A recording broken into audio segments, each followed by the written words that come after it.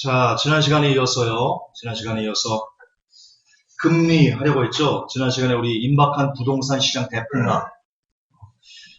저분 안 들리실 겁니다. 안 들리실 겁니다. 해주세요. 저 뒤에 보면 중간에 있는, 우리 재현 형제 아시네.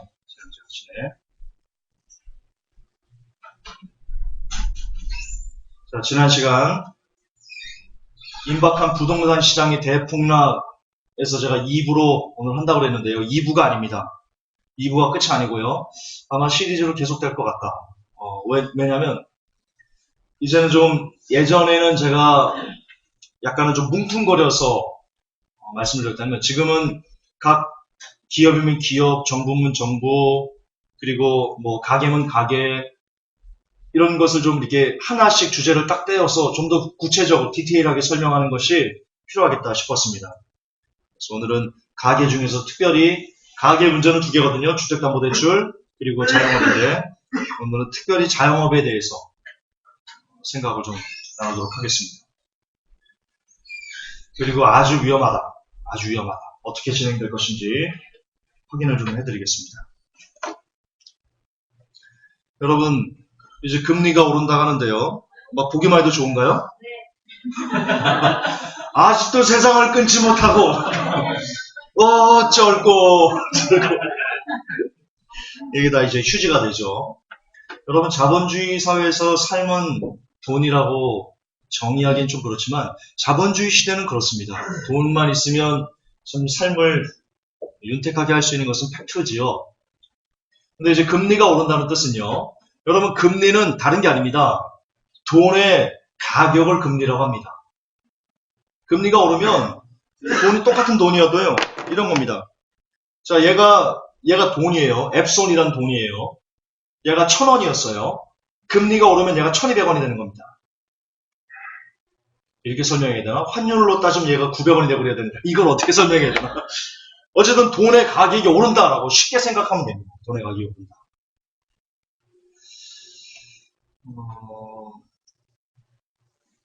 따라서 우리는 이 삶을 지금 어떻게 구성되고 있냐면 우리의 삶은 국가라는 그 거대한 단위 안에서 살아갑니다. 그렇죠. 국가 안에 기업이 있고 정부가 있고 가게가 있습니다. 이 세 개의 경제 주체들이 모여서 국가를 이룬 겁니다. 그리고 이 국가는 바로 이 금리라는 것에 의해서 높아지기도 하고 낮아지기도 하고 왜냐하면 자본주의 사회고 그게 삶이고 삶은 국가로 진행되는데 국가는 뭐 기업, 정부, 가게 이렇게 구성되어 있기 때문에 그래서 금리는 곧 제가 이걸 말씀드려요. 금리는 곧 하나의 나라를 부술 수도 있고 살릴 수 있다. 그 정도로 금리는 큰 파괴력을 갖고 있다라는 것을 알려드리고 싶었습니다. 자 그러면 이처럼 이제 국가라는 그 안에서 이 국가 정부도 그렇고 기업도 그렇고 가게도 그렇고 여러 가지 부채를 갖고 있는데 과연 그 부채가 어떻게 형성되어 있는지 먼저 가계를 잠깐 볼 건데요. 이 가계는 지금 현재 1200조 이렇게 나옵니다. 1200조가 어떻게 되어 있냐면요. 2015년 2분기 대출 총액입니다. 은행권에 527조가 있고요. 은행권에 비은행권에 544조가 있습니다. 지금 은행권보다 비은행권의 부채가 더 많습니다. 사람들. 이게 심각한 겁니다. 비은행권이라면 왜 저축은행, 신용협동조합, 보험, 카드회사 이런 게 되거든요. 근데 거기에 지금 544조가 있어요. 문제는 이들의 이율이요. 이 저축은행 같은 경우 신용대출 금리가 연 23%거든요. 연체는요 40%가 넘습니다. 연체 이자. 연체 이자는 연 40%가 넘어요. 이 어떤 의미인지 잘 모르시는구나. 이따가 설명을 해드릴게요. 이게 엄청 끔찍한 거 이래야 되는데 이런 반응이 큰일 나네 이거. 어디서 어떻게 설명해야지? 자, 어쨌든 1200조 중에 은행권에 527조 그리고 비은행권에 544조가 있는데 여러분 비은행권이 집중되게 가게들의 부채가 많다는 것은요, 이게 심각한 겁니다. 심각한 겁니다. 은행권은 이율이 엄청 높기 때문에, 예를 들어서 문제가 생긴다, 금리가 오른다, 그러면 1금융권보다 2금융권은 금리를 훨씬 더 많이 올려버립니다. 1금융권은 비교가 안 되게 금리를 올려버립니다. 2금융권은. 더구나 이 저축은행 같은 경우는요, 거의 지금 여러분 저축은행 사태가 지금 나아진 게 아닙니다. 거의 여기 이거 언론하고 지금 다른 얘기를 하다 보니까 헷갈릴 수 있는데, 여러분이 지금 보는 언론을 맹신하시면 안 됩니다. 저축은행 엄청나게 어렵습니다. 엄청나게 어렵습니다. 구조정된 거 없고요. 더군다나 저축은행 같은 경우는 지금 PF 대출이라고, 프로젝트 파이낸싱이라고 해가지고요, 건설사가 저축은행에서 돈을 끌어다가 지금 택지를 막 사놨어요. 아파트 지으려고. 그 돈 갚아야 됩니다. 저축은행 그거 못 받으면 날아갑니다. 그러면 또 부산에서 있었던 그 사태가 또 벌어지는 겁니다. 돈 하나도 못 찾습니다. 근데 지금 건설사들이 분양이 안 되잖아요. PF 받아서 아파트를 져놨어요. 근데 건설사들이 지금 분양이 안 되잖아요. 미분양 지금 천지백갈이잖아요. 그 분양해야지 그 분양받은 돈으로, 분양한 돈으로 이 PF를 갚는다고요. 이제 분양이 안 돼요. 건설사들이 지금 팍팍 넘어지려고 하고 있어요. 저축은행이 돈을 못 받아요. 저축은행 넘어져요. 넘어지기 전에 뭘 할 것 같아요? 금리, 또 이빠이라는 단어 쓸 뻔했네. 금리를 엄청 올리는 겁니다. 보전해야죠, 그거를. 건설사들에게 떼인 돈을 이 서민들에게 보전해야지 되는데, 그래서 일반 은행보다 훨씬 더 많은 금리를 올릴 수밖에 없습니다. 이제 금리를 오르면. 근데 지금 국민들의 가계 대출이 은행권이 아니고 비은행권에 훨씬 더 집중되어 있다니까요. 다시 반복해 드릴까요? 은행이 527조가 있고요. 저축은행, 신용업동, 보험회사 이런 비은행권, 제2금융권 이런 데 544조가 있어요.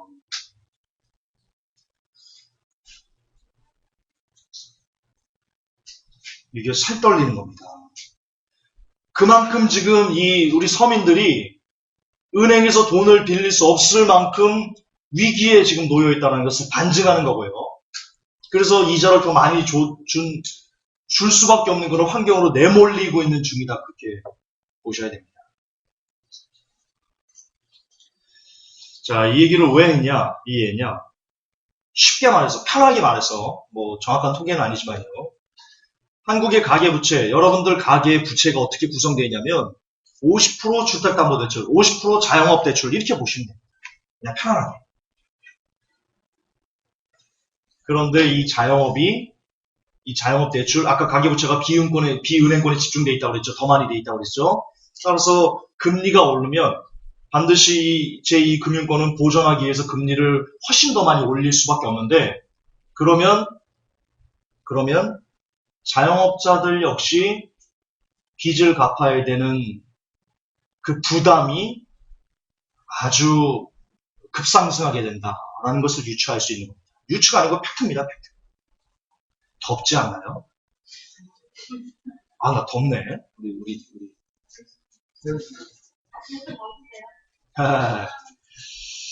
자, 그럼 이제 이 자영업에 대해서 본격적으로 좀 이제 들어가겠습니다. 총부채가 1200조다. 은행, 비은행권. 그리고 현재 가계부채 늘어나는 거 보세요. 급증하는 속도 보세요. 지금 한 번도 이렇게 급증했던 적이 없다. 한 번도. 지금 거의 처음이다라는 것을 새삼 여러분이 깨달으셨으면 좋겠고요. 이제 본격적으로 오늘의 본론인, 오늘의 주제인 자영업 현황을 속속들이 파헤쳐 보겠습니다. 자, 이 자영업 대출이 있어요. 자영업 대출이 은행권, 비은행권 합쳐서 약 550조 원 정도로 추정하고 있습니다. 550조 원 정도. 그런데 아까 가계부채이 1금융권보다 2금융권이 더 많았죠? 자영업자들도 거의 그렇게 추정할 수 있습니다. 은행권보다 제2금융권의 이 550조 중에, 자영업 대출 550조 중에 비은행권 쪽 대출이 더 많을 것이다 라고 이해하시면 어렵지 않게 알 수 있을 겁니다. 지금 현재 은행권에 있는 통계만 230조다. 올 10월 통계입니다. 자영업 대출이 은행에서 빌린 돈만 230조다. 그럼 나머지 그렇게 추정하는 건데요. 거의 비슷비슷하지만 뭐 이 금융권도 많겠죠. 550조 중에 은행권만 203조라니까요. 나머지 220조는 어디 거예요? 나머지 250조는. 네, 잘못 겁니다. 비은행권입니다. 여기에 저거는 포함 안 됩니다. 러시안 캐시 이런 건 포함 안 됩니다. 포함 안 됩니다. 그것까지, 글쎄요. 잘 모르겠어요. 도대체 얼마나 많은 돈이 지금, 잘 모르겠어요. 저도 모르겠어요. 통계가 없기 때문에. 그리고 그 증가세가 너무나 가파릅니다. 10월 달에만 26조 원이 증가했거든요. 자영업 대출이. 10월 달에만. 사상 최대랍니다. 10월 달에만 26조 원. 그리고 7월인가에 메르스 있었지 않습니까? 메르스 우리는 쇼라는 거 아시죠? 근데 그 쇼를 기점으로 정부가 무슨 일을 했는지 아십니까? 뉴스에 잠깐 나오고 안 나왔는데 이 자영업자들을 살려준다고 저리로 돈을 빌려갈 수 있게 그렇게 했습니다. 그래서 이렇게 집중해서 는 겁니다. 그런 정책을 폈습니다. 돈 갖다 쓰라. 그러니까 이 정부가요, 무슨 짓을 하고 있냐면 서민들이 어떻게 하면 빚을 많이 낼 수 있을까에만 모든 정책이 지금 초점 맞춰져 있습니다. 과거 2008년 서브프라임 모기가 그렇게 해서 발생했다라는 거 아시죠? 부시 대통령이 오너십 소사이어티, 한 가구당 하나의 집을 갖게 하는 정책을 폈지요. 그거와 더불어 금리 내리면서 이 정부가 엄청나게 돈을 쉽게 빌릴 수 없는 그 각종 규제를 다 풀어헤치고, 그래서 닌자론, 돈 하나도 없이 집을 살 수 있는 환경을 만들어주고 나서 그게 뻥 터진 게 2008년 서브프라임이지 않습니까? 그때 그 현상이 지금 이 한국 경제, 한국 정부가 미국 정부랑 똑같이 하고 있습니다. 똑같이 하고 있습니다. 의도가 있는 것이다. 근데 문제는 이 자영업이요, 버틸 수 없어져 가고 있는데, 그 이유들을 말씀드리는데, 이게 왜 중요하냐면, 한국의 전체 임금 근로자가 약 1,800만 정도입니다. 전체 임금 근로자가. 근데 그 중에 자영업자가 얼마인지 아십니까? 556만입니다. 556만. 전체 임금 근로자의 22%를 차지하고 있습니다. 1,800만 중에 556만. 이게 OECD 평균의 2배에 달하는 숫자입니다. 엄청 많은 겁니다. 근데 이분들이 지금 자영업자들 창업을 전체를 누가 많이 차지하고 있냐? 5, 60대, 뭐 40대부터 60대 그 사람들이 제일 많아요. 왜 그분들이 많냐? 50대, 60대가 전체 창업의 50% 가까이 지금 차지하고 있거든요. 이거 아주 중요한 얘기 하는 겁니다, 제가. 50대, 60대가 전체 창업의 50% 가까이 차지하고 있어요. 이들이 왜 이렇게 창업이 많아졌죠? 이게 구조조정 당한 겁니다. 명퇴한 거예요, 명퇴. 나라에서 기업에서 잘라버린 겁니다, 쉽게. 그리고 베이비붐 은퇴하고요. 문제는 현재 자영업이 포화 상태라는 거. 여러 차례 말씀드렸죠? 자영업 시장은 이미 포화 상태. 거기 들어가서 먹고 살 수 있는 가능성이 거의 제로인 그런 상태에 있습니다. 더군다나 지금 현재 창업하는 또는 기존에 창업된 자영업자들은 거의 다가 도소매, 숙박, 음식점 이런 저부가가치 산업이란 뭐냐면 하나를 팔아서 순수하게 내가 들어든 이익이 거의 없어요. 된장찌개 하나 6,000원에 팔아서 얼마 남을 것 같아요? 얼마 남을 것 같아요? 설렁탕 한 그릇 팔아서 얼마 남을 것 같아요? 설렁탕 한 그릇을 팔아서 종업원도 월급 주고 내가 먹고 살려면요 하루에 이것을 몇백 그릇을 팔아야 될 거 아니에요. 이걸 저부가가치라고 하는 거예요. 가치를 너무 일한 거에 비해 가지고 가치가 너무 적다라고 할 수 있는. 지금 우리 한국 자영업은 거의 다 이런 겁니다. 즉 남보다 조금 더 많이 팔아야 돼요. 한 그릇을 팔더라도 옆집보다는 조금 더 많이 팔아야지 내가 먹고 사는 거예요. 이걸 제살깎기 경쟁이라고 합니다. 제살깎기 경쟁. 지금 이런 상황이 있다. 더군다나 이런 상황, 이렇게 이미 포화 상태에 있어서 전체 임금 근로자의 22%, 556만 명의 자영업자가 있는데 이 상황에 추가로 2020년까지 700만 명의 베이비붐 은퇴가 쏟아져 나옵니다.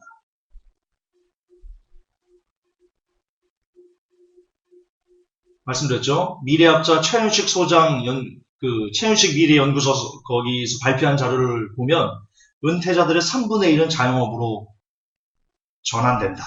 그렇게 얘기를 합니다. 그럼 700만 은퇴자 중에 3분의 1이면 210만 정도 되나요? 예, 그들이 새로 신규로 자영업에 들어온다면 지금도 포화 상태인데 지금도 제사가기 경쟁을 하는데 그들마저 자영업시장에 들어오면 어떻게 될 것인가? 어떻게 될 것인가? 또한 지금 자영업은 이 국민들의 소비 심리가 글로벌 경기 침체로 인해서 소비 심리가 최악입니다. 안 삽니다.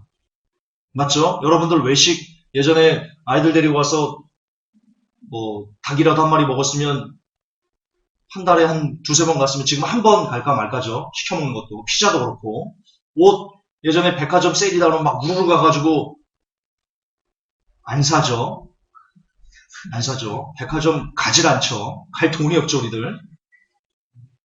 지금 그렇게 최악의 심리지 않습니까? 소비 심리가. 예. 국민들의 소비 심리가 최악이라는 것은요. 자영업이 살아날 수 없다라는 것과 동의합니다. 더군다나 최근에요. 그 명품 있죠. 명품. 명품들이 세일을 했습니다. 여러분 그게 어떤 의미인지 아십니까? 명품 중에 샤넬? 루이비통? 여러분 명품은요. 불황일수록 금액이 높아가는 브랜드입니다. 역사적으로 계속 그랬습니다. 불황일수록 금액을 높여가지고 야 우리는 고가 마케팅을 해가지고 정말 있는 사람들은 우리 거를 살 수 있어. 자 지금 이렇게 어렵지? 있는 사람들 너희들은 니들이 있음을 자랑해봐, 드러내봐 이런 마케팅을 전략을 구사했었어요. 그래서 불황일수록 명품은 올라가는 그런 희한한 그래프를 보면 그래요. 그래프를 보면 그래요. 근데 한국 백화점에서요. 처음으로요. 그 명품 브랜드가 한국에 들어온 이런 처음으로 샤넬이나 루이비통이나 이런 명품들이 세일을 했어요. 처음으로. 이게 어떤 의미인지 아셔야 돼요, 이게.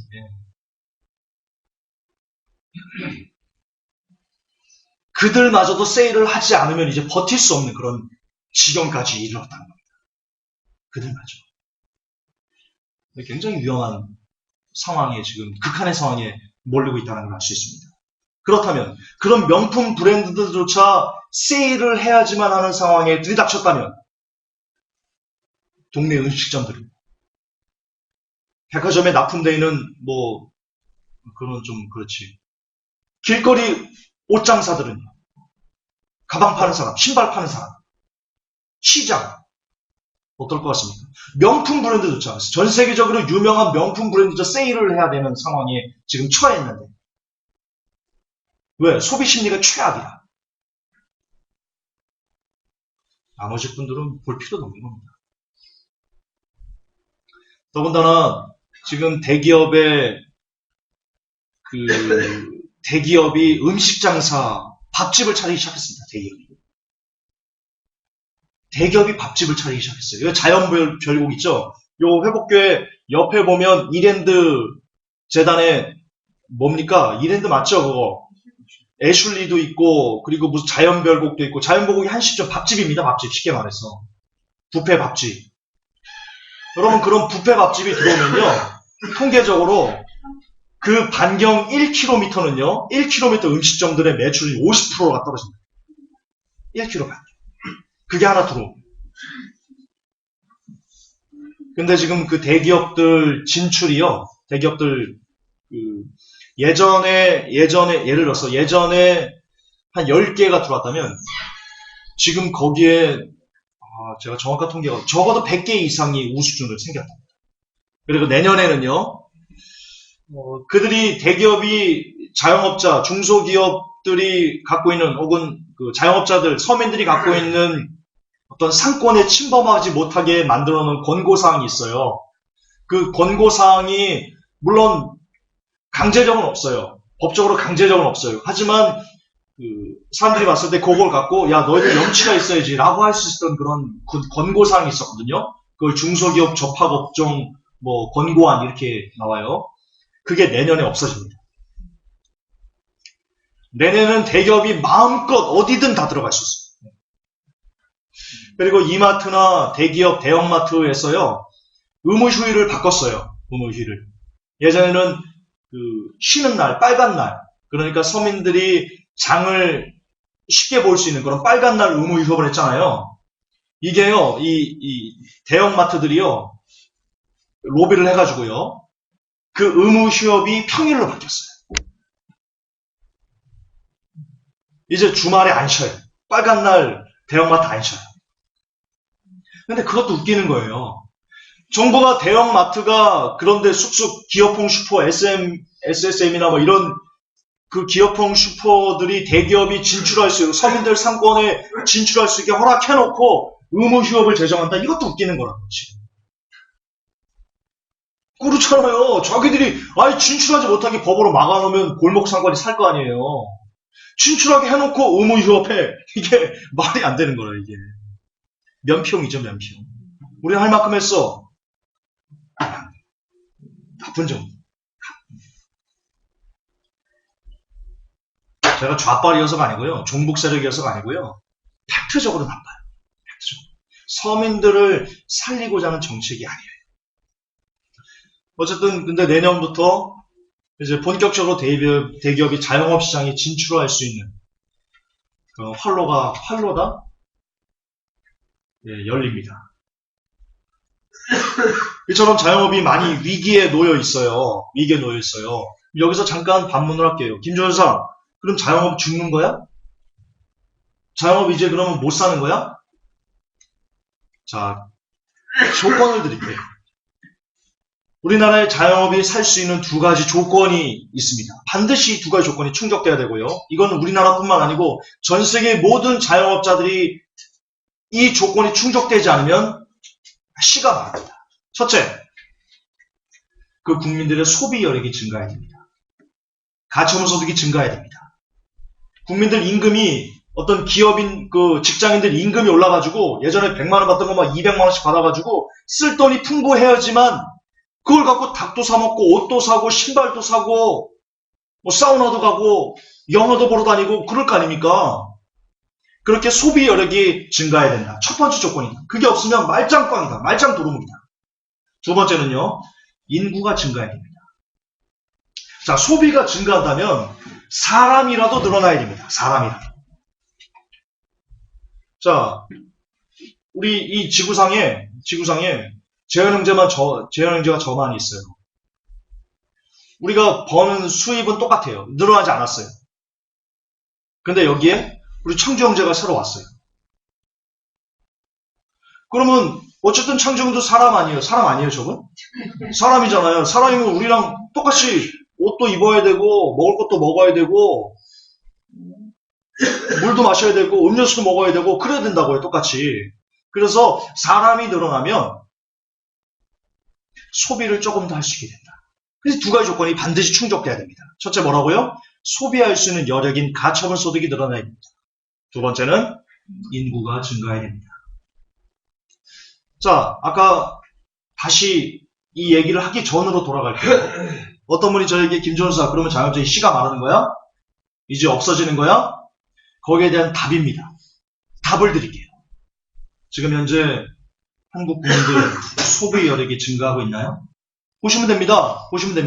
그러면 갑자기 애를 엄청 순풍산부인 것처럼 막 순풍순풍 났나요? 아, 순풍산부니까 진짜 재밌었는데. 그쵸? 그 미달이 엄청 컸대. 그 두 개 다가 안 돼요. 두 개 다가 안 돼요. 답은 아까도 말씀드렸지만 5, 60대 전체 창업 50% 그리고 포화 상태 전체 임금 근로자의 556만 22% 차지하고 매년 2020년까지 베이비 붐 은퇴하고 700만, 210만이 또 자영업시장에 쏟아지고 소비심이 최악인데 대기업은 막 진출해가지고 자기들 막 다 먹거리 해버리고. 애플 떡볶이집 들어봤어요? 마이크로소프트 통닭 들어봤어요? 못 들어봤죠? 근데 우리는 롯데가 통닭집을 하잖아요. 대형 기업인 롯데가 통닭집을 하잖아요. 떡볶이 사업에 진출하고. 정말 우리나라는 이러면 안 돼요, 진짜. 대기업이 이러면 안 돼요. 자기들이 뭔가 기술력을 개발을 해가지고, 저 글로벌 기업 애플하고 싸우고, 어디서 몬산토랑 좀 싸우고 그래야지. 지금 구멍가게 자영업자들 통닭집 옆에다가 통큰 치킨 해가지고 딱 차려놓고, 이게 대기업이 할 짓이 아니죠. 이게 대기업이 할 짓이 아니죠. 근데 지금 그러고 있어요. 이런 상황에서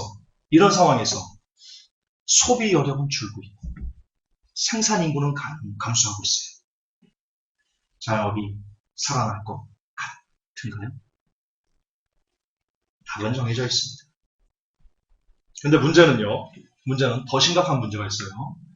여러분, 생산 인구 감소를 떠나서 지금 전문가들 사이에서 인구 절벽이 올 수 있다. 한국 경제. 그렇게 얘기를 하고 있습니다. 그 시기를 어떻게 보냐면요. 학자들마다 조금씩 차이는 있어요. 그런데 이것을 종합하면요. 대략 2016년부터 2018년 사이에 인구 절벽이 올 수 있다. 이렇게 얘기를 합니다. 2016년부터, 내년부터 2018년, 2016, 2017, 2018 이렇게 불과 3년 안에 그게 2016년이 됐든 2018년이 됐든 그 3년 안에는 지금 이 형태로 가면 인구 절벽이 반드시 온다라고 얘기를 하고 있습니다. 그런데요. 인구 절벽이 뭘 동반한 줄 아십니까? 경제적으로? 소비 절벽을 동반합니다. 소비 절벽. 이 기간이 한 1년 정도 터울을 듭니다. 예를 들어서 2016년에 인구 절벽이 온다. 그러면 2017년에 소비 절벽이 옵니다. 안 삽니다, 사람들이. 이게 시스템적으로 이렇게 따라옵니다. 그래서 만약에 2018년에 인구 절벽이 온다. 그러면 2019년에 소비 절벽이 옵니다. 이게 무슨 소비 절벽이 오면 어떻게 됩니까? 시나리오가 이렇습니다. 인구 절벽이 오면 생산 인구가 감소하고 그 생산 인구가 감소하면 소비 절벽이 옵니다. 소비 절벽이 오면 백화점, 마트, 길거리 식당, 미용실, 옷가게, 커피숍, 닭집 이런 각종 산업들이 우죽순 폐업이나 도산하게 됩니다. 그런데 경제학자들이 그 인구 절벽을 2016년에서 2018년을 보고 있습니다. 그런데 부동산 폭락도 역시 2016년에서 2018년을 보고 있습니다. 자, 부동산이 화랑이고 경제가 괜찮아도 인구 절벽이 오면서 소비 절벽이 따라오면 1년 후에 그러면 자영업은 무너질 수밖에 없습니다. 그런데 거기에 더해서 부동산 시장까지 괴멸을 해버리는 거기에 더해서 자영업 무너지면서 동시에 부동산까지 무너지고 한국 자산의 80%가 부동산으로 되어 있는데 한국 국민들 자산의 80%가 부동산인데 자영업 무너지면서 인구 절벽 따라서 소비 절벽 되면서 자영업 무너지면서 부동산까지 개폭락을 해버립니다. 쌍두마차로 한국 경제를 지탱하는 서민층의 모든 쌍두마차인 주택, 부동산 아파트 시장과 자영업이 같이 쌍으로 무너지면 어떻게 될 것 같습니까? 어떻게 될 것 같습니까? 여러분의 삶이 어떻게 될 것 같습니까? 그때가 돼도 지금처럼 똑같이 입고 먹고 교회 오고 희낙낙거리고 그럴 수 있을 거라고 보십니까? 이 교회 월세를 낼 수 있을 거라고 보십니까? 여러분 중에 태반은 물론 가장 먼저는 제가 거지가 될 겁니다. 뭐 하는 게 아무것도 없습니다. 가장 먼저 제가 거지가 될 겁니다. 여러분도 저 따라서 거지 될 사람이 제법 있을 거예요. 웃지 마세요. 저 따라 거지 된 사람이 많을 거예요. 이게 농담이 아닙니다. 우리나라 아파트 시장 폭락하고 자영업자 폭락하면 뭐 그렇게 쌍두마차로 무너지면 저와 여러분의 삶은 없다라고 보셔야 됩니다. 근데 그게 언제로 보고 있어요, 지금 시점을? 시한부 종말론이 아니에요. 지금 경제 전문가들이 말하는 것을 제가 그거를 요약해가지고 이해하기 쉽게 지금 설명을 하는 거예요. 2016년부터 2018년 안에 인구절벽, 소비절벽이 온답니다. 그렇게 되면 자영업은 그냥 무너집니다. 여러분 지금 자영업은요, 미쳤다라고 보시면 됩니다. 우리나라 자영업이 막 증가하잖아요. 증가하는 이유가 이거 통계를 좀 말씀드릴게요. 20대 자영업이 최근 23%가 증가했습니다. 어떤 통계냐면 2014년 통계인데요. 지난 9월, 그러니까 2015년 9월에 통계청이 발표한 겁니다. 그런데 20대 자영업자가 23%가 증가했답니다. 20대 자영업자가. 자, 그들이 창업 정신이 높아서 그런 건가요? 야, 나도 애플과 같은, 나도 뭐, 마이크로소프트 같은, 이런, 아주 좋은 그런 뭔가를 만들어 보겠어. 라고 한 건가요? 아니, 이들 닭집 차렸어요. 커피숍 차렸어요, 이들. 음식점 차렸어요, 20대가. 즉, 청년들 일자리가 없어서 자영업에 물리는 겁니다. 할 게 없었어. 할 게 없었어. 그래서 부모님 등골 빼가지고, 혹은 은행에 노예로 저당 잡혀가지고, 자영업시장에 뛰어든 겁니다. 일자리가 없었어. 어쩔 수 없이 일은 해야 되겠는데 일자리는 없고 닭집이라도 해야 되겠다 이러고 있는 겁니다. 또한 60대 자영업자가요 11.8%가 증가했습니다. 60대 자영업자가. 자, 왜 그럴까요? 예, 자기들 뜻과 상관없이 명퇴당한 거예요. 뭐가 잘린 거예요. 근데 60대인데도 일을 해야 되는 거예요. 왜? 자녀들 결혼시켜야 되는데, 대학 보내야 되는데, 뭔가는 해야 되는데 할 건 없고 일은 없고 닭집이라도 해야 되겠다. 이처럼 지금 늘어나는 자영업 시장들이요 거의 다가 생계형 이거 아니면 내가 먹고 살 수가 없어 라는 사람들이라고 지금 증가하는 사람들. 거의 대다수가 이처럼 생계형 창업인 상황에서 이런 상황에서 이렇게 정상이 아닌 미쳤다는 표현이 정확한 이런 자영업 시장에서 아까 말씀드린 부동산 폭락이 본격적으로 시작을 하고 소비 절벽 와버리고 가뜩이나 포화 상태고 210만 명 같이 새로운 은퇴자들 자영업 시장에 대거 쏟아져 들어오고 그들을 뭐 해야 될 거 아니에요. 700만 명. 지금 베이비붐 은퇴가 지금 하고 있는 거예요. 지금 창업을. 그래서 11.8%나 증가한 거라고요. 그러면 결과가 어떨 것인가? 결과, 먼저 폐업이 속출할 겁니다. 첫 번째 결과입니다. 폐업. 여러분 2004년부터 2013년까지요. 창업이 총 949만 개가 창업됐습니다. 2004년부터 2013년까지. 폐업이 몇 개인지 아십니까? 폐업이 793만 개입니다. 생존율은요 16%에 불과합니다. 그런데 2013년에는요 93만 개가 창업했고요. 81만 개가 폐업했습니다. 생존율 10%가 아닙니다. 왜 그렇습니까? 예, 포화 상태입니다. 포화 상태입니다. 이처럼 폐업이 속출할 것이다. 또한 이들의 결과 두 번째입니다. 아무리 열심히 일을 해도 정말 아무리 열심히 일을 해도 월 수입이 100만 원이 안 됩니다. 순수입. 기사입니다. 50대 자영업자 절반, 월 평균 수입 100만 원 미만 충격. 이게 2015년 7월 31일 매일경제 기사입니다. 잠깐 읽어드리겠습니다. 31일 국민연금연구원 송현주, 이은영, 임난, 김호진 연구원의 중고령자 경제생활 및 노후준비 실태 연구 보고서에 따르면 50세 이상 비임금 근로자의 월평균 급여비율을 살펴본 결과 월 100만원 미만이 44.7%, 이어 월 100에서 200만원 사이가 21.3% 등으로 나타났다. 그러니까요, 100만원 미만도 거의 50%고요. 200만원 미만까지 합치면 자영업자의 70%가 200만 원 미만 수입. 이게 여러분 좀 귀담아 들으셔야 됩니다. 왜냐면 자영업할 때 돈 억수로 투입하거든요. 그냥 웬만한 거 닭집 하나만 차려도 1억씩 들어가거든요. 그거 이자 내야 될 거 아니에요, 이자. 유지해야 될 거 아니에요, 종업원 쓰고. 그런데 200만 원이 안 된다. 물론 이게 가처분 소득인지 아닌지 잘 모르겠어요. 아마 순수익이겠죠. 순수익 200만 원이라도 이게 말이 안 되는 겁니다, 그 나이에. 그렇잖아요. 이런 상황이다. 세 번째 결과입니다. 세 번째 결과. 김순홍 인천대 교수가 이렇게 얘기를 했습니다.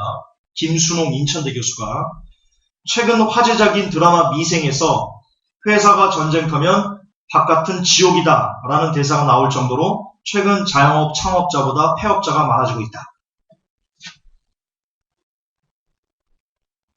회사가 전쟁터면요, 바깥은 지옥이에요, 지옥. 네, 날카로운 촌철살인이죠. 그만큼 자영업시장이 지금 차라리 그냥 막 상사가 막 때려 죽이려고 하고 그래도 그냥 여기서 이렇게 먹고 사는 게 훨씬 낫다는 겁니다. 밖을요, 먹고 살 수가 없어요. 밖에서 먹고 살 수가 없어요. 더군다나 먹고 살만하면 뭐가 쳐들어와요? 대기업이 쳐들어와요. 뭔가 좀 돈이 될 것 같아. 자영업자들이 뭔가 좀, 이건 좀 내가 먹고 살만할 것 같아 라는 게 있으면 눈에 보이는 족족 대기업이 쳐들어온다니까요. 우동치까지 쳐들어오니, 우동치까지. 어쩌라는 거야. 이게 다 죽자는 거예요. 다 죽자는 거예요. 네 번째 결과입니다. 자, 여러분에게 좀 충격적인 시나리오를 말씀드릴게요. 아까 자영업자 인구가 556만이라고 했습니다. 계산하기 편하게 500만으로 자르겠습니다. 그 500만이 전부 거의 가장일 겁니다. 평균, 그렇죠. 가장이 가정을 책임집니다. 뭐 그 중에는 두 자녀도 있을 거고, 평균 4가구로 봅시다. 뭐 아내랑 자녀 2명, 평균 그러니까요, 가정들이. 그 가장이 지금 책임을 지고 있는데, 그럼 500만의 4인 가정만 곱해도요, 자영업에 목매고 있는 인구가 2천만 명입니다.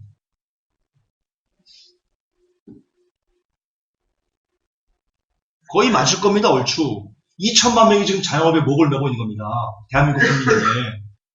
근데 만약에 이 자영업이 쑥대밭이 된다면, 대한민국 인구가 5천만입니다.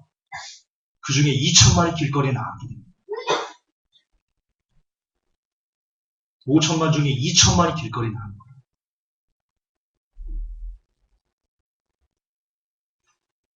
지금 그런 위기에 있어요. 이게 지나친 비관론이 아니에요. 강의 쭉 들어오셨으면, 김종윤서 비관론자 아니네. 그냥 팩트를 말하는 거네. 정직하게 말하는 거네. 그렇게 이해할걸요? 제가 지금 비관을 펴고 있어요? 좋습니다. 500만이 다 망하진 않겠죠? 그래도 그 중에 250만은 망하지 않을까요? 절반은 망하지 않을까요? 이 상황이 되면? 그러면 250만이라도요, 4인 가구 곱하면 1000만 명이 길거리 나가는 거예요. 1000만 명이. 5천만 중에 1000만 명이 길거리 나가는 거라고요. 경제 나만 할 수가 없어요, 한국 경제가. 이게 팩트예요.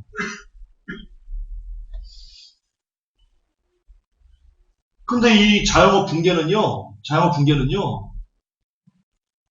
날받아 놨어요. 날받아 놨다고, 날받아. 이게 회생할 수 있을 것 같아요? 회생하려면 대한민국 인구가 늘어야 된다니까요. 그리고 대한민국 국민들의 가처분 소득이 늘어야 된다니까요. 근데 지금 현재 뾰족하게 대한민국 국민들의 가처분 소득이 늘 수 있는 환경이 없어요, 지금. 왜? 대한민국 경제 성장률이 3% 미치거든요. 이명박 정부부터 박근혜 정부가 빚이란 빚을 다 쏟아 부어가지고 경제를 살려보려고 애를 썼는데, 애를 쓴다고 말을 표현하기 좀 그렇지만 표면적으로 이렇게 보이죠. 그렇게 썼는데 3% 미만이에요, 성장률이.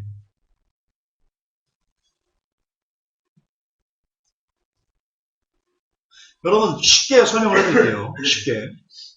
지금 가계랑 기업이랑 합치면요, 빚이 370조예요. 아니 3700조예요. 가계부채가 1200조고요. 기업부채가 한 2000조 되거든요. 합치면 보통 대략 한 3천조 이상이에요. 3천조라고 봅시다. 그냥 계산하기 편하게. 3천조인데요. 금리가 1%만 오르면요. 30조를 이자로 내야 되거든요. 30조가 어떤 돈인 줄 아세요, 여러분? 한국 경제 GDP의 2%예요. 30조가. 한국 경제 GDP 1년 버는 그 수익이 2%라니까요. 한국 경제 성장률이 3%가 안 된다니까요. 그러니까 1년 동안 한국이 성장해가지고 돈을 벌어들이는 그 수익률이 이자가 1%만 올라도요. 정부 부채 빼고 기업과 가계 부채만 쳐도 그 이자로 성장률이 한국 경제 성장률이 그냥 날아가는 거예요. 1%만 올라가는 겁니다. 제가 아까 말씀드렸죠. 삶은 돈이고 돈은 금리다. 그래서 제가 얘기하는 거예요. 금리가 엄청 무서운 거예요, 여러분. 1, 2% 이게 애들 장난이 아니라니까요, 이게. 30조면요. 이명박 씨가 22조를 강바닥에 쏟아버렸죠. 22조가 어떤 돈인 줄 아세요? 지금 대한민국 대학생들 10년 동안 무상으로 등록금을 내줄 수 있는 돈이 22조예요. 모든 대학생들 다 10년 동안 그 돈을 강바닥에 쏟아버린 거예요. 이명박 씨가. 토건족 살리겠다.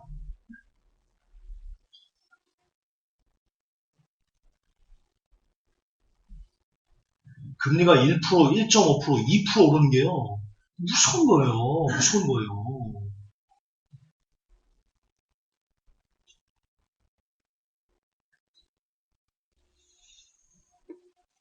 어쨌든 다시 돌아갑시다.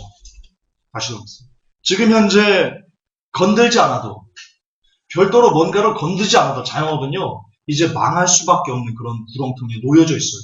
팩트예요. 그런데 여기에 뭐가 지금 일어나려고 하고 있어요? 이게 일어나려고 하고 있어요. 이게 FOMC라고 있어요. FOMC. 그 멀리 가지 맙시다. 선대인 경제연구소에서 발표한 자료에 따르면요. 미국의 지금 현재 연준 의원들이 예상하는 금리값이 있습니다. 금리값이. 그게 한 2015년까지 한 5%까지 보고 있더라. 한 2018년까지 한 5% 정도 보고 있어요. 여러분, 우리나라와 미국의 금리 차는 2% 이상 돼야 됩니다. 기준금리를 미국이 2018년까지 5%를 올리면 우리는 기준금리가 7%가 돼야 됩니다. 시장금리는요. 지금 현재 주택담보대출 금리가 한 3%, 4% 되거든요. 그거 10% 이상 줘야 됩니다. 이자. 아까 말씀드렸죠? 1%만 올라도, 금리가 1%만 올라도 대한민국 경제 성장률이 한 번에 날아갑니다. 그런데 1%가 아니고 5%, 7%, 6%, 많이면 10%까지 올라버리면 그럼 대한민국 골로 가는 겁니다. 좀 쌍스러운 표현이어서 죄송한데요. 일부러 제가 쌍스러운 표현을 이번에 쓴 겁니다. 왜냐? 좀 더 각인시켜야 돼요. 여러분 머릿속에 각인시키라. 대한민국 골로 갑니다. 골로 갑니다.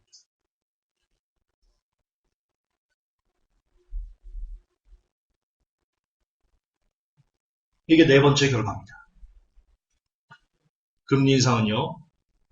자영업을 도살시키는, 괴멸시키는 그런 버튼을 누르는 장치입니다. 여기까지 와 있다. 여기까지 와 있다. 지금. 여러분의 삶이 여기까지 와 있다. 자, 이래도 다른 희망을 논할 것입니까? 이래도? 여러분 성경에 이렇게 되어 있습니다. 이제 영상을 하나 더 보여드릴 건데 여기서 마무리 멘트를 하고 영상을 보여드려야 됩니다. 왜냐면 그 영상까지 틀면 이게 유튜브에 안 올라가거든요. 저도 치매로. 그래서 끊고 제가 영상 뉴스타파 영상을 하나 보여드릴 건데요. 마무리 멘트를 좀 하고 끊겠습니다. 성경이 이렇게 나옵니다. 빛의 자녀들은요. 그날이 옴을 미리 알 수 있다. 그렇게 얘기합니다. 저는 저와 여러분이 빛의 자녀였으면 좋겠습니다. 그래서 주님께서 오실 그날 혹은 대환란이 열리는 그날을 미리 알고 준비할 수 있는 이제 여러분은 지혜로운 다섯 처녀가 되셔야 됩니다. 여러분 성경을 보시면요. 지혜로운 다섯 처녀도 졸고 있었고 지혜롭지 않은 다섯 처녀도 똑같이 졸고 있었습니다. 똑같이 졸고 있었어요. 그런데 주께서 오셨다라는 소리를 듣고요. 지혜로운 다섯 처녀는요. 주님을 맞을 수 있었어요. 준비한 기름이 있었기 때문에. 지금 이 시대 똑같이 다 졸고 있었어요, 우리들. 그렇죠? 그런데 주님이 오실 것이다 라는 소리가 떨어졌고 여러분 그 소리에 반응해서 주님을 맞으려고 깨어 일어났습니다. 어쨌든 깨어 일어났습니다. 다시 주저앉을 겁니까? 얼마나 억울합니까? 얼마나 억울합니까? 지금 보니까 교회 시대도 끝났고 경제도 지금 거의 막장이고 아까 우리 미국에서 로스앤젤레스 30년 사시던 성도님 오셔가지고 여러분 간증한 거 들으셨죠? 미국이 지금 헬리콥터가 막 뛰어다니고 경찰들 시퍼렇게 사람들 막 총으로 쏴 죽이고 때려 죽이고 지금 그러고 있답니다. 노숙자 판을 치고 있고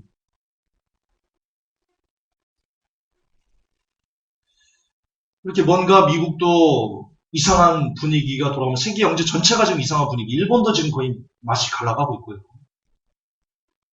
후쿠시마 2018년이면 아시겠지만 태평양에다 오염된답니다. 제 연구 결과 아닙니다. 독일의 킬헬 연구소가 발표한 겁니다. 2018년이면 그리고 내년부터는 2016년부터는 북태평양이 모두 오염되고 그로부터 2년 후인 2018년부터는 태평양 전체가 오염된다라고 말을 합니다.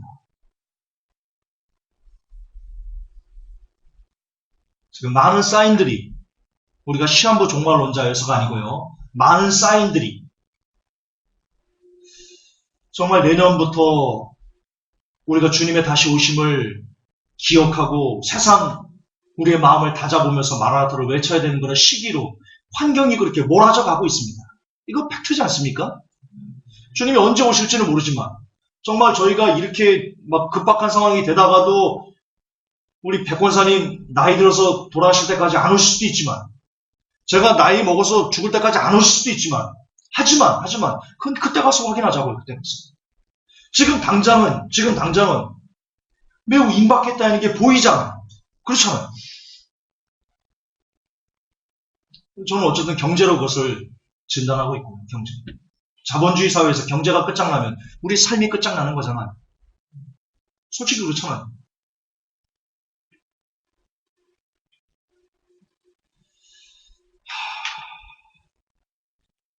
결론적으로 자영업자가 무너지면 한국 경제는 무너진다. 그렇게 보셔야 됩니다.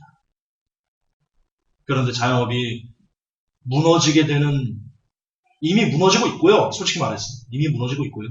지금 버티고 있는 겁니다. 어떻게 해서 버티고 있는 줄 아십니까, 여러분? 저금리니까 버티고 있는 겁니다. 제가 다음 주에 기업편을 말씀드릴 겁니다. 기업편도 들으시면요. 깜짝 놀랄 겁니다. 우리나라의 굴지에 내놓으라는 기업들이 좀비 기업 상태가 됐다는 것을 데이터로 증명을 해드리겠습니다. 지금 답이 없다. 왜 제가 여러분 기도 말씀하라고 합니까? 그때 되면 알게 될 겁니다. 그때 되면 땅을 치면서 후회할 겁니다. 기도 말씀을 율법주의라고 말하는 그 사람들 땅을 치면서 후회하게 될 날이 곧 올 겁니다. 기도 말씀이 아니면 정말 미친 듯이 말씀 보고 기도하면서 여러분 각자의 삶의 변화를 위해서 온전한 거듭남을 위해서 몸부림치지 않으면 뭘로 변화될 건데요, 여러분? 기도 없이 뭘로 변화될 건데요? 말씀 안 보고 뭘로 변화될 건데요? 여러분을 변화시킬 수, 여러분의 영혼을 변화시킬 수 있는 거 있으면 갖고 와보세요. 아니, 갖고 와보세요. 지금 한간의 기도 말씀을 하는 회복교를 향해서 율법주의자다 이렇게 말하는 매도하는 사람들이 있거든요. 아니, 가져와 보시라고요. 뭘로 바뀔 건데요? 철학으로 바꿀 거예요? 플라톤 갖고 바꿀 거예요? 이데아론으로 바꿀 거예요? 불경 갖고 올 거예요? 코란 갖고 올 거예요? 심리학 갖고 올 거예요? NLP 갖고 올 거예요? 뭘로 바꿀 건데요, 여러분 스스로를, 영혼을? 기도 외에 바꿀 수 있어요, 우리 영혼을? 말씀에 여러분의 그 잘못된 어떤 것들을 수술할 수 있어요? 기도 말씀은 율법주의가 아니다. 정신 좀 차려라. 정신 차려라. 율법주의가 아니다. 기도 말씀만이 여러분을 거듭날 수 있게 하고 살릴 수 있게 하는 유일한 구명줄이다. 그 구명줄을 잘 잡아온 분들은 지금 5년 동안 떠들었죠. 횟수로 5년 동안 떠들고 있어요. 그때부터 계속 정말 미신듯이 기도와 말씀의 삶을 전력 투구해온 사람은 마지막 날 웃을 수 있을 겁니다. 하지만 기도 말씀을 우습게 여기고 지금처럼 율법주의라고 놀려대고 비아냥대고 그런 사람들의 끝은 이를 갈며 땅을 치며 울게 될 것입니다. 절체절명의 위기가 여러분 삶에 들이닥치고 있습니다. 저는 늘 증거로 여러분들에게 설교합니다. 앞으로도 그럴 겁니다. 제가 만약에 이런 여러 가지 증거 없이 여러분 이제 절체절명의 위기가 나옵니다. 라고 하면 여러분이 어떻게 반응 보이겠어요? 코웃음 치겠죠. 코웃음 치겠죠. 저는 오늘 경제 강의를 한 게 아닙니다. 저를 향해서 또 역시 회복교를 향해서 야 거기는 무슨 시골사냐? 경제 얘기나 했었고 무슨 교회가 주일날 무슨 말씀을 전해야지 이런 사람들이 아주 많거든요. 저는 경제 강의 얘기를 한 게 아닙니다. 주님이 오실 것이다.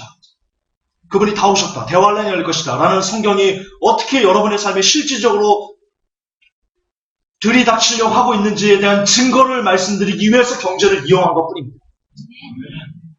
저는 말씀을 오늘 설교한 겁니다. 절체절명의 위기가 여러분 목전에 있습니다. 제발 듣고 들을 끼는 자는 들어와서 깨어나십시오. 마지막 기회가 정말 마지막 기회가 여러분에게 주어졌습니다. 남은 시간 기도하십시오. 남은 시간 말씀 보시고 말씀 묵상하시고 그 말씀대로 살려고 몸부림치십시오. 여러분이 거듭날 시간이 여러분이 변화될 시간이 별로 남지 않았습니다. 제발 깨어나셔서 그날 주님께서 너도 내 인내의 말씀을 잘 지켰구나. 내가 너를 지켜서 환난을 면하게 해주겠다. 이리로 올라오라. 라는 주의 음성을 들을 수 있는 복된 여러분이 되시길 간절히 예수님 이름으로 축복합니다. 여기서 잠깐 끊고요. 이 영상 마지막으로 보고 마무리하겠습니다. 온라인 성도님들